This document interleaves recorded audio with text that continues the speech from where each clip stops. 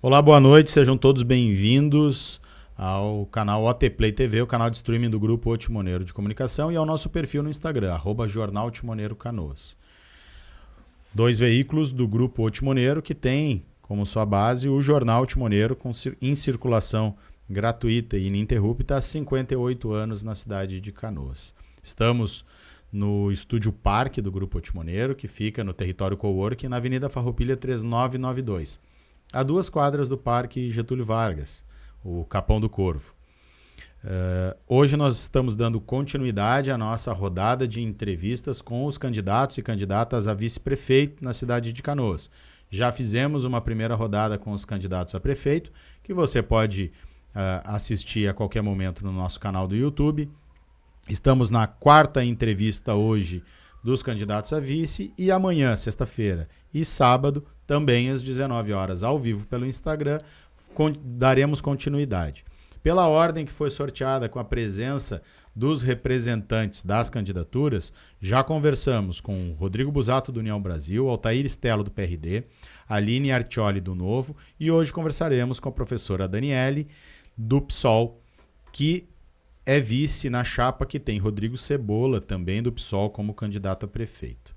Anota aí na agenda, em 2 de outubro, na semana final da campanha, o último grande debate eleitoral será realizado pelo Grupo Timoneiro e Unilassare lá no campus, com transmissão ao vivo pelos nossos canais. Aproveita que está passando aqui, te inscreve no nosso canal do YouTube, clica no sininho ali para que tu receba uma notificação sempre na tela do teu celular e também começa a nos seguir no @Jornal Timoneiro Canoas no Instagram, onde publicamos ao longo do dia diversas notícias e informações da cidade de Canoas e da região. Cada entrevista dessas aqui que a gente está fazendo, o nosso bate-papo, tem a duração média de 25 minutos, que eu vou começar a contar agora. Daniele Kreff, 37 anos, nome da urna é Prof. Dani Kreff, é professora da rede estadual pública, está concorrendo pela 2ª vez a um cargo eletivo. Boa noite, candidata. Obrigado pela presença aqui. Seja muito bem-vinda. Boa noite. Eu que agradeço o espaço. Né? Depois do Temer, a gente viu o quanto é importante conhecer os vices, né? Mas aqui no pessoal não tem problemas, porque tanto o Cebola quanto eu somos do mesmo partido e com o mesmo projeto para a cidade. Eu tenho um grande carinho pelo Timoneiro. Tá? A minha mãe, eu fui fazer cursinho para vestibular lá em 2009, mais ou menos, e a nossa família, neste momento, passava por muitas dificuldades, né? Então, para mim ler, comprar jornal, tinha dificuldade naquele momento. Então, o que eu lia, até para o vestibular, era o Jornal do Timoneiro, que a minha mãe pegava ali no Ipicoê, onde ela trabalhava, aí ela pegava o jornalzinho e trazia, né? Então, me ajudou bastante. Tá bom, obrigado por essa lembrança aí, legal. Eu quero começar te pedindo, o grande intuito dessas entrevistas que a gente está fazendo é que o eleitor canoense conheça quem são os candidatos, alguns já têm mais tempo de caminhada, são eleitos, né? E outros não, e de repente tem muita gente que ainda não te conhece. Eu gostaria de começar te perguntando, pedindo para que tu te apresentasse, falasse para o grande público quem tu é. Então... Meu nome é Daniele, eu sou mãe da Cecília e do Miguel. A Cecília tem 9 meses, né? Nenê que mama no peito ainda. Sou casada com o Guilherme, um professor de história, no qual eu conheci na luta aí dos professores, né? E sou alguém que perdeu o pai muito cedo, né? E com a perda do pai, eu aprendi a ver as coisas de um jeito diferente, né? Ter um olhar, assim, para a desigualdade social, né? Porque no momento que eu tinha o pai ali, tinha uma condição de vida, e no momento que eu perco o pai, a gente, né, tem uma outra realidade aí na vida. E com isso, eu comecei a observar mais as coisas. O que é quando a pessoa tem dinheiro, como é quando ela não tem, né? E a valorização que as pessoas dão hoje, muito mais às coisas do que às pessoas. Né? Eu sou... Lá, com a perda do meu pai, num determinado momento, com uma assistente social, eu fiquei sabendo que por questão de uma parcela ali que meu pai estava contribuindo com o INSS, por causa de uma falta de uma orientação. A minha família, a gente não ficou com recebendo nenhum benefício, né, do INSS. E depois eu aprendi que aquilo foi só uma falta de orientação. Então, quando eu me dei conta daquilo, eu quis ser assistente social, né, para dar essa orientação. E cresci, isso vem há anos, assim, e o meu sonho de ser assistente social, porque eu vi nesse profissional um advogado dos pobres, né? Que se a minha família tivesse tido a orientação naquele momento, a nossa realidade teria sido outra, não teríamos passado tantas dificuldades como acabamos passando. E aí eu cresço, né, com esse sonho de ser assistente social, e hoje, né, depois com muita luta, sou assistente social, sou pedagoga, acabei fazendo pedagogia antes, pedagogia eu fiz pelo ProUni, né, na UBRA, e cursei serviço social na URCS.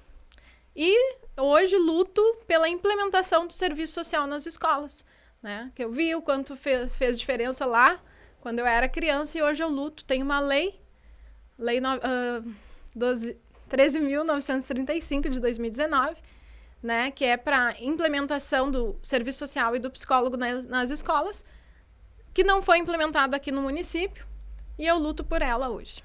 Certo. Antes da gente, então, continuar e transpassar por todos os temas, pelo menos os principais, eu gostaria de te pedir para que tu contasse como é que foi a vivência da enchente na tua vida agora, como é que a enchente chegou na tua vida, como é que foi a tua vivência, a tua atuação, assuntos que estão transpassando todos os temas das eleições e da campanha desse ano.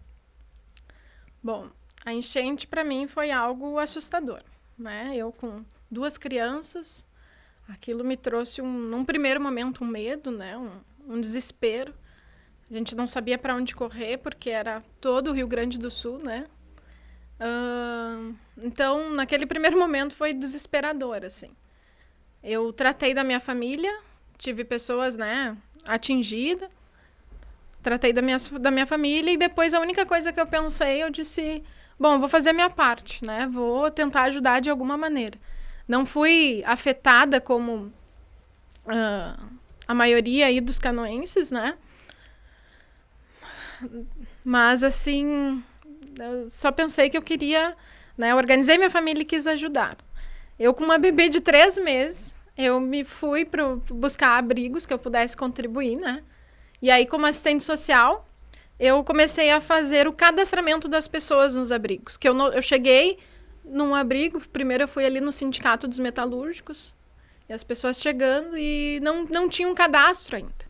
Aí eu cheguei, até a responsável lá era a Tita, se eu não me engano. O que tu acha de eu cadastrar aí, né? Essas pessoas precisam. Aí comecei a cadastrar as pessoas que iam chegando. E muitas chegavam, e fulano tá aí, eu tô procurando minha mãe, eu tô procurando meu pai, eu tô desesperado. E a gente buscava rápido ali. Então, daí eu vi o quanto foi importante, sabe, fazer aquele cadastro. Aí eu saí dali e fui buscando outros abrigos que eu pudesse ajudar a fazer também esse cadastro, né? Também, depois eu ajudava da forma que eu conseguia, né? Teve um momento que nos abrigos faltou roupa masculina, muito pouca roupa tinha, então eu corria em busca disso. Cheguei a pegar pessoas, colocar no carro e buscar abrigos, né? Porque às vezes tinha terminado, não tinha mais vaga num determinado abrigo. Então, daí, abriu um abrigo lá na estância. Então, corria, ajudava, né? A levar as pessoas. E depois, assim, no decorrer, minha bebê de colo, eu disse, gente, eu tenho que, né? Eu fazia isso e corria em casa para amamentar. Ajudava um pouco, corria em casa para amamentar. E aí eu comecei a ajudar também nós temos um grupo, eu acompanho ali, né? Participo das reuniões do NUCRES, que é o núcleo do Conselho Regional do Serviço Social aqui na região, né?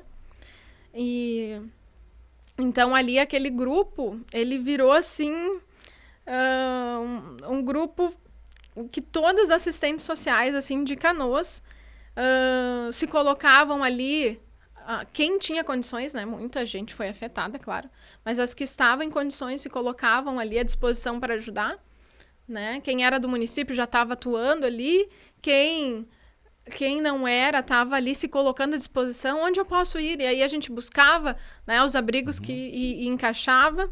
Ali também tinha muita informação sobre as doações, então esse grupo assim foi maravilhoso naquele momento, né?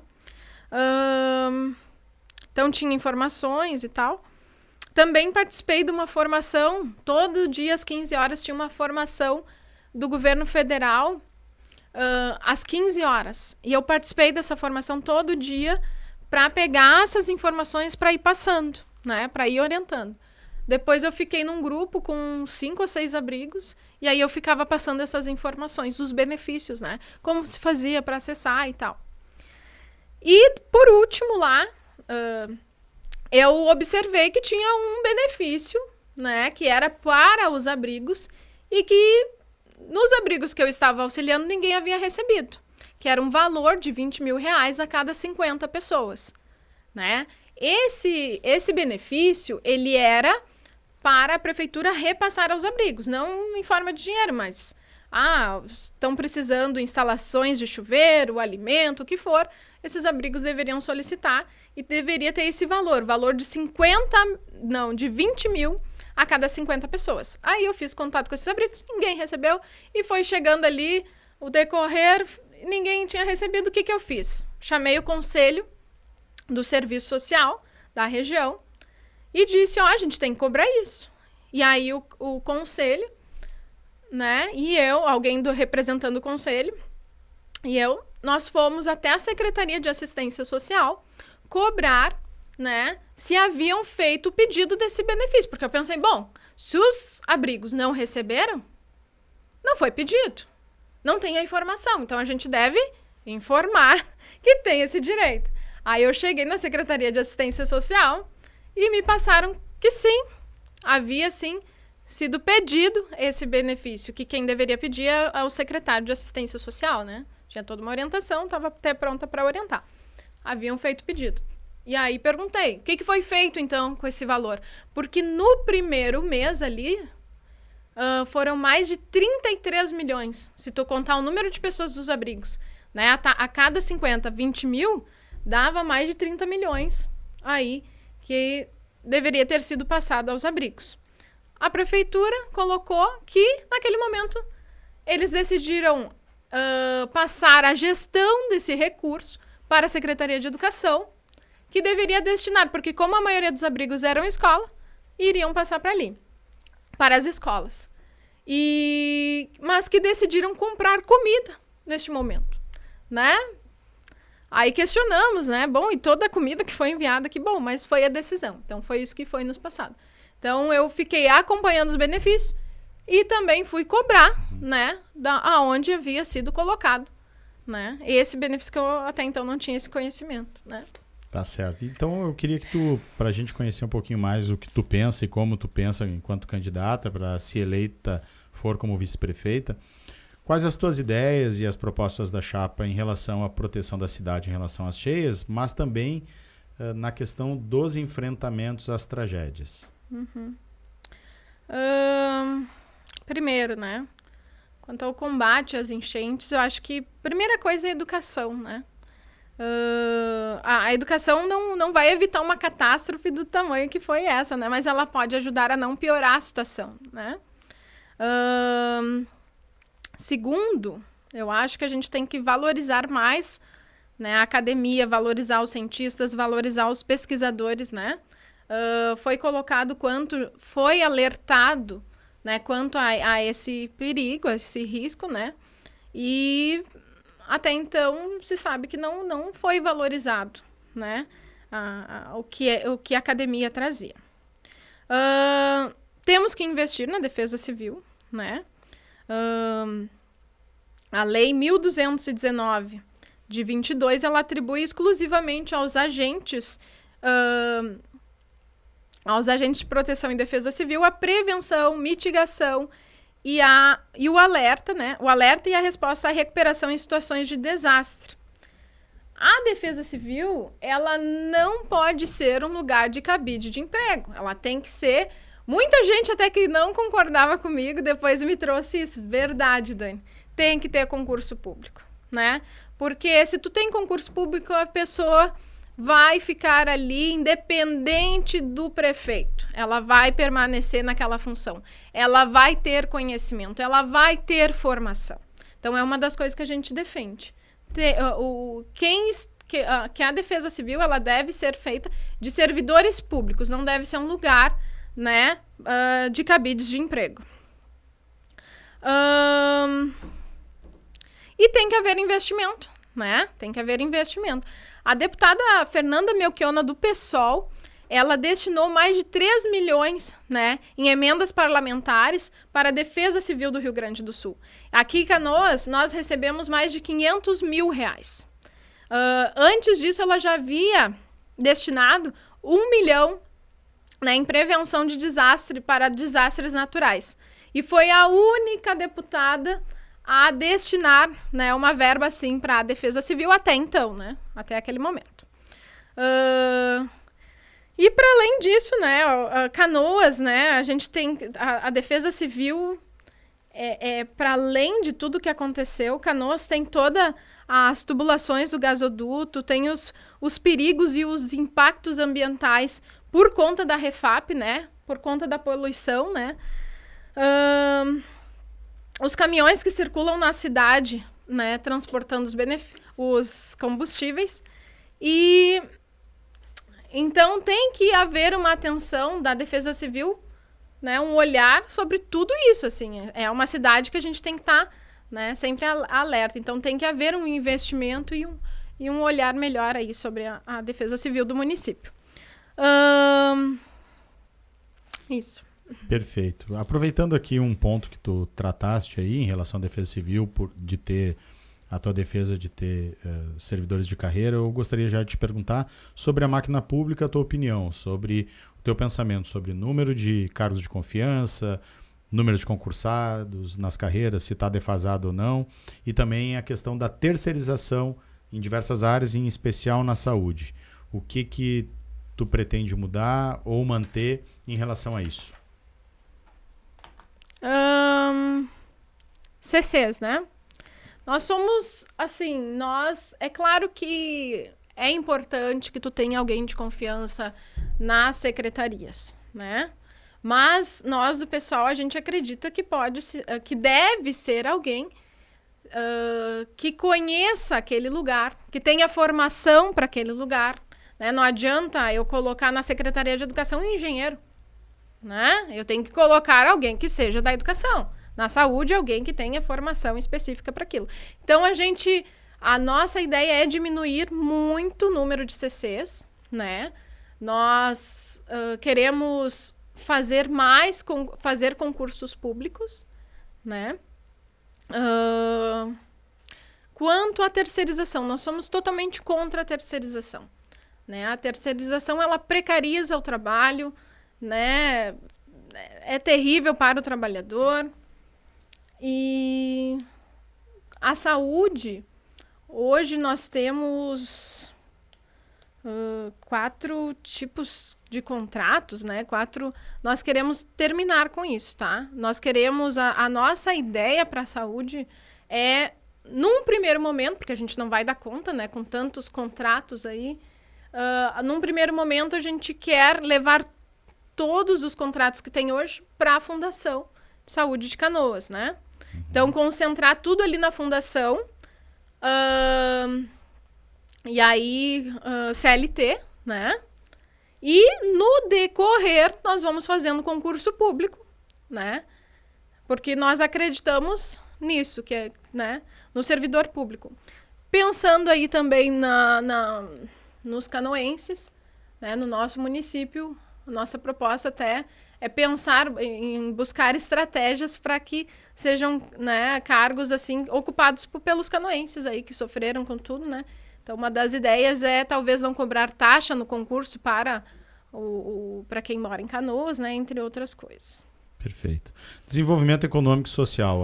Nós já temos, né, algumas regiões que são mais desiguais, socialmente falando e também economicamente falando, e a enchente acabou agravando essa situação, porque os bairros do lado oeste, muita gente ainda não retornou, muita gente não quer retornar, isso vai levar um tempo e é um pouco incerto, né, do ponto de vista tanto econômico quanto social, como vai ficar, quem vai querer morar, de que condições, enfim, e também abrir os novos negócios.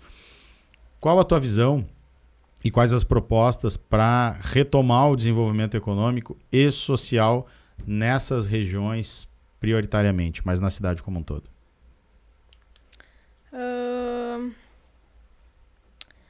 Desenvolvimento social, né? Vamos começar. Então, primeiramente, a gente quer investir em todas as políticas, né, como um todo, a educação, a assistência social, a saúde, né? Porque a gente acredita que investir nesse trabalhador, né, como eu trouxe, no funcionalismo público, porque investindo neles a gente está trazendo melhor qualidade ao serviço, né?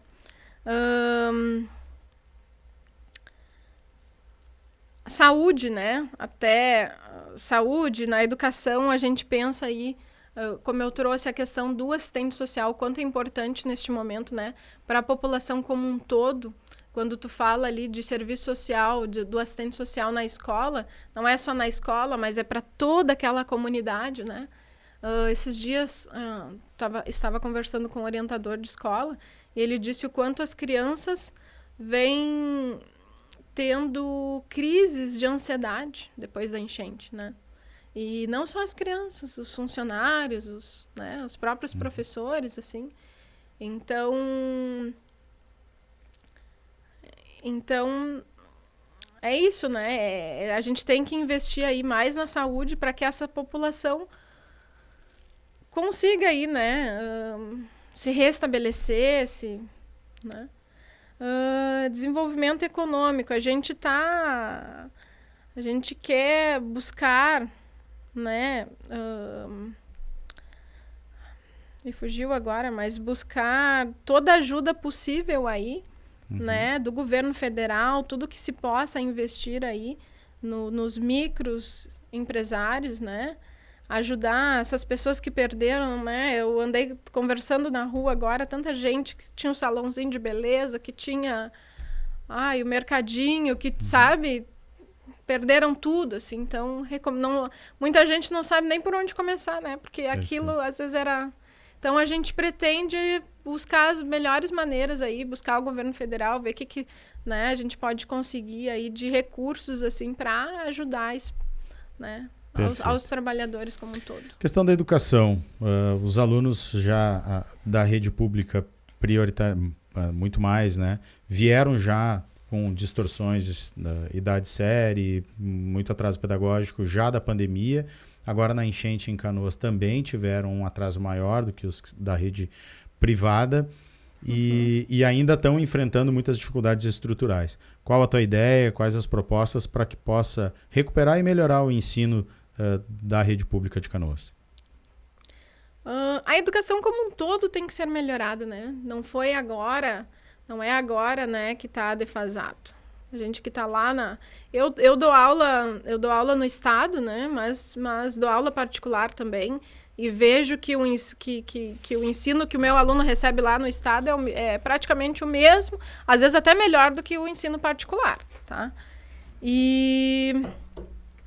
Mas isso vem de várias questões aí, né? A escola hoje ela é feita para o mercado de trabalho, né? A gente tem que repensar a educação, tem que ter projeto para a educação, né? Como um todo.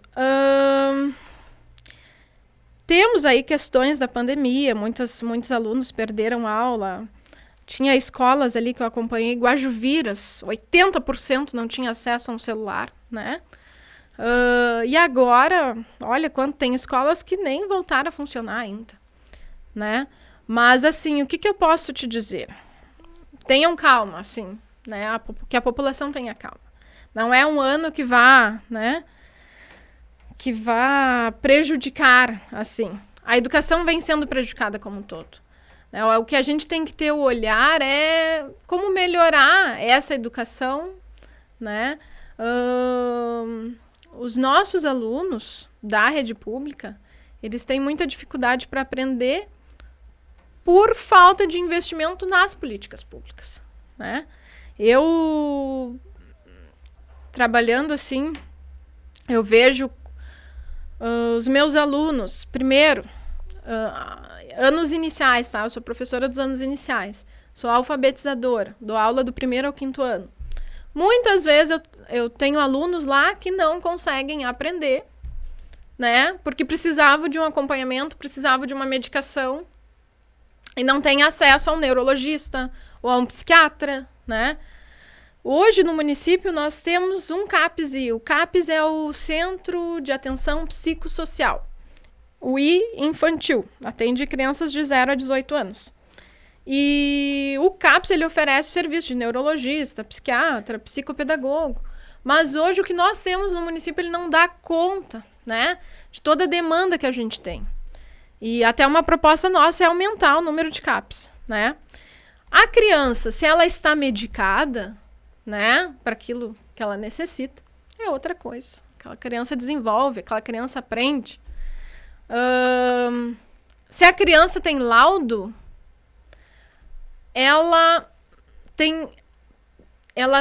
se a criança tem laudo, ela tem acesso a um benefício que é estudar numa turma com menor número de alunos.